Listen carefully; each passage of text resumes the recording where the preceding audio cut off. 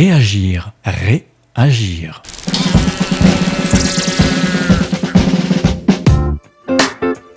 On le sait bien, et les médias locaux ainsi que leurs institutions sont là pour nous le rappeler, l'île de Ré est la perle de l'Atlantique, un petit paradis pour les touristes de tous horizons. Parfois, certains osent l'aventure et décident d'y résider dans l'espoir d'y trouver un emploi et un logement si rares à l'année. Le magazine Arrêtez l'information Réagir Production vous propose d'entendre aujourd'hui le témoignage de Benjamin, arrivé avec son amie Aline en 2016 afin de concrétiser leur souhait, celui de résider sur l'île de Ré. Il avait même l'idée de créer sa propre entreprise dans le secteur nautique, mais voilà, le rêve du jeune couple s'est brisé et leur espoir d'être résident permanent aussi.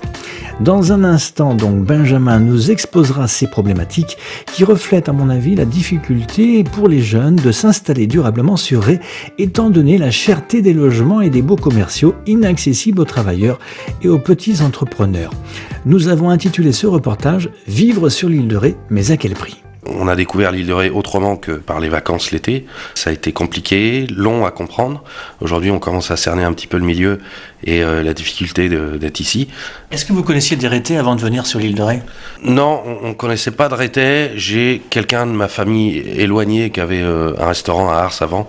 Ma famille vient depuis très longtemps ici, depuis les années 40 ou quelque chose comme ça. J'étais pas né, donc je m'en souviens pas. J'avais des connaissances d'été comme tout le monde, mais personne en particulier, quoi. Alors, est-ce que travailler et trouver un logement sur l'île de Ré, c'est quelque chose de facile ? Est-ce que ça a été facile pour vous ? Trouver un logement, pas du tout. On a commencé comme tout le monde avec un appartement qu'on a réussi à avoir par chance, un petit studio de 20 mètres carrés. Changer de location, ça a été très compliqué parce qu'il n'y en avait pas, ou le budget convenait pas, évidemment. Travailler sur l'île, moi, étant donné mon poste, oui, parce qu'il y a pas mal d'offres. Vous travaillez dans quoi précisément ? Là, moi, je suis mécanicien de formation. J'étais mécanicien moto à la base.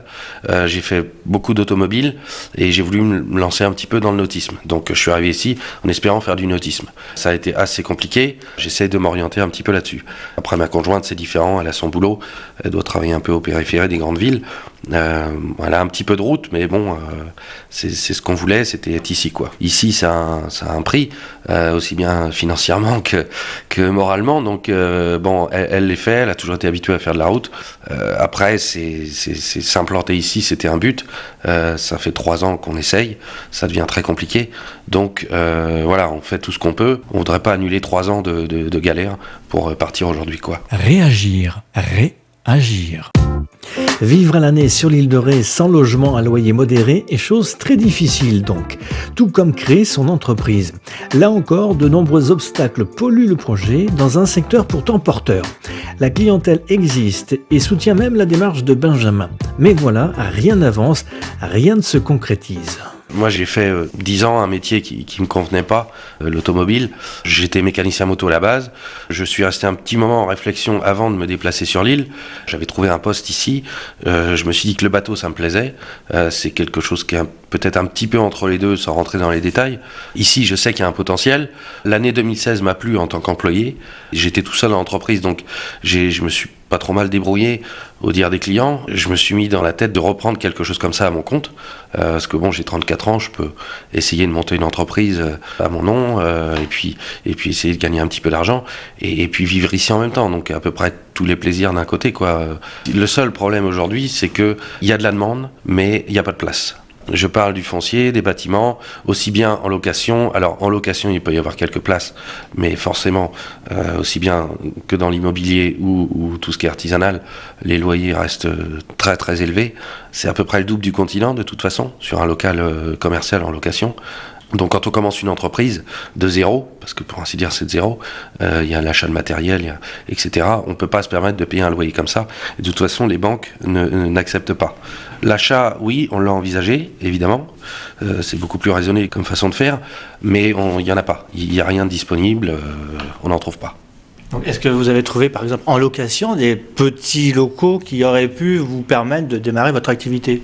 Pas vraiment. Il n'y a pas de petits garages, à part des tout petits garages, mais c'est des choses qui sont ni en zone artisanale, ni accessibles au public, ni on peut pas ouvrir une entreprise là-dedans. On a même réfléchi à trouver une maison, par exemple aux alentours d'Arcenré, avec un petit peu de terrain et avec un garage pour s'installer chez nous, pour diminuer un petit peu les frais.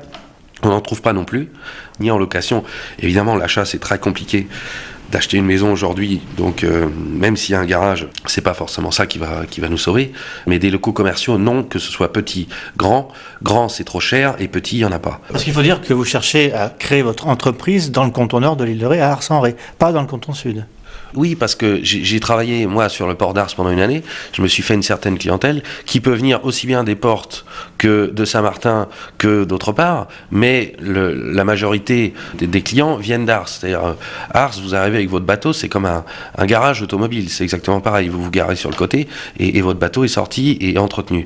Donc, c'est une chose qu'il n'y a pas sur les autres cantons de l'île. Là, il y a une activité qu'on peut faire aux alentours du port d'Ars, contrairement à Saint-Martin, où on est quand même obligé de s'éloigner un petit peu du port et être en zone artisanale pour faire cette activité-là. Il y a un gros concessionnaire qui est implanté sur Ars. Je sais très bien qu'il y a de la demande. On n'est pas obligé forcément de faire le même travail que ceux qui sont implantés aujourd'hui. À l'échelle où ils sont eux, c'est sûr qu'on mettra des années à faire quelque chose de similaire. Et c'est pas forcément le but non plus, mais je sais qu'il y a de la demande et je sais que aussi bien aux portes, Saint-Martin, etc. Il y a toujours des gens insatisfaits, quel que soit l'endroit où ils vont.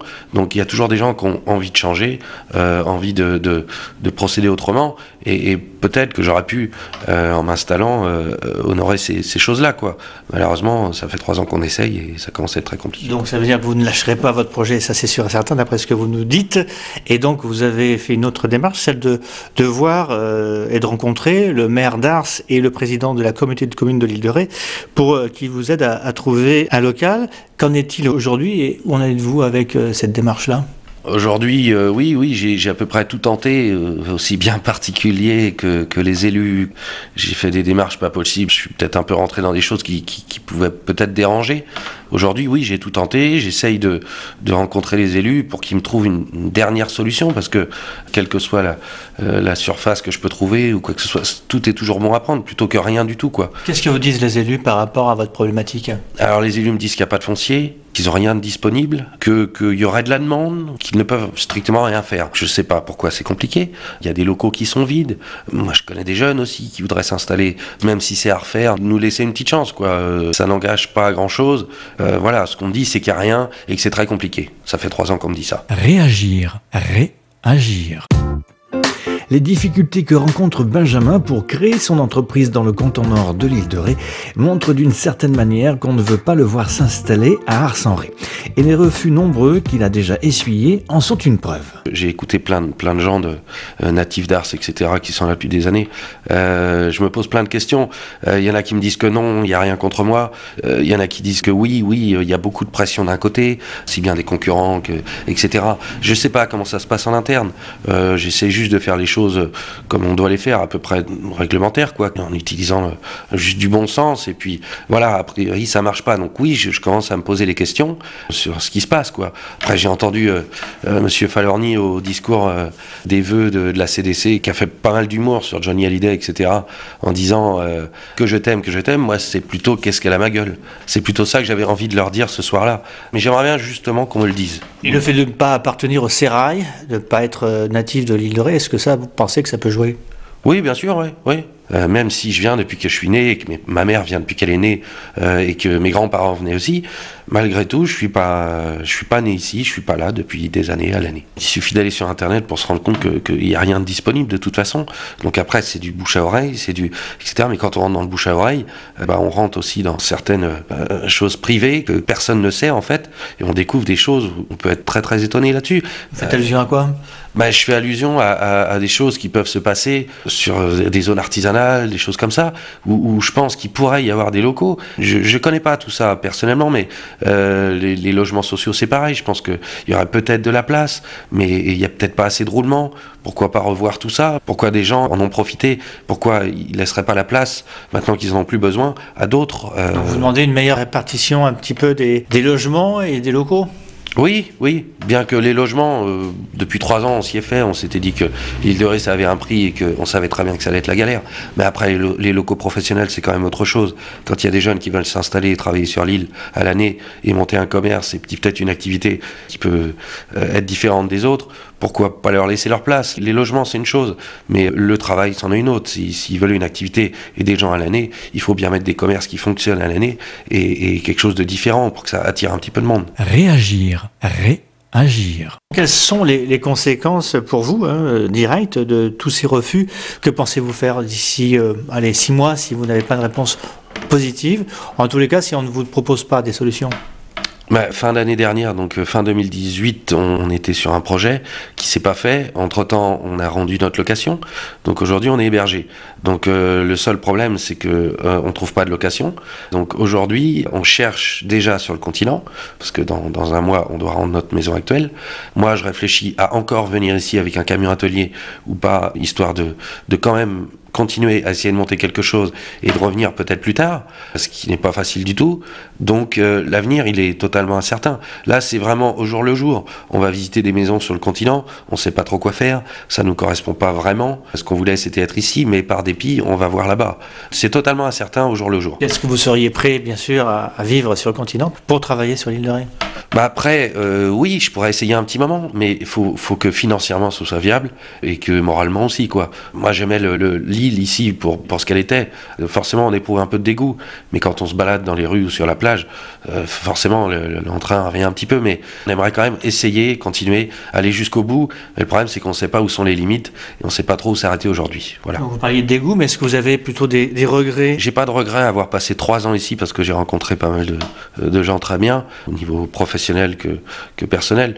Les seuls regrets que je pourrais avoir, c'est si on est obligé de partir pour aller sur le continent et puis pour essayer de continuer. Mais c'est rien que le fait de passer le pont et d'aller chercher une maison de l'autre côté. C'est ça les regrets que j'aurais eu, parce que je sais très bien que ça va être encore 2 fois plus compliqué et que je risque d'abandonner cette solution de revenir sur l'île assez souvent. Donc les seuls regrets que j'aurais, c'est d'avoir passé 3 ans pour rien ici. Voilà. Quand on essaye de faire ça dans les règles de l'art, etc., comment faut se comporter pour avoir quelque chose, que ce soit sur l'île de Ré ou autre part. J'ai beaucoup plus de doutes aussi qu'avant sur la franchise des gens que je peux rencontrer, sur la façon de faire les choses. Et si on est obligé de partir d'ici, voilà, ça sera ça mon regret, quoi. Les difficultés à se loger et à trouver un emploi à l'année sur l'île de Ré sont évidentes et les différents témoignages que nous vous proposons régulièrement dans ce magazine Réagir Production montrent que notre territoire n'est pas uniquement qu'un petit paradis pour les touristes. Selon les derniers chiffres publiés par l'INSEE en vigueur au 1er janvier 2019, la population totale de l'île de Ré s'élève à 17 792 habitants contre 17 920 en janvier 2018, soit une perte de 128 habitants. La population permanente n'est certes pas en hausse et nous sommes encore loin d'atteindre les 20 000 habitants souhaités à l'horizon 2030. Reste à savoir si les logements sociaux construits à la Flotte en Ré, Saint-Martin-de-Ré et le Bois-Plage en Ré aideront à inverser la tendance et à stabiliser la population. Merci à nos témoins du jour, Aline et Benjamin, à qui nous souhaitons le meilleur. Vous pouvez réécouter ce reportage, vous le savez bien, sur la page Facebook de Réagir Production, en n'oubliant pas de le partager et de titiller le pouce bleu, vous savez, celui qui pointe vers le haut. Ce reportage a été réalisé par Stéphane Nadous pour Réagir Production et Radio Île de Ré. Réagir.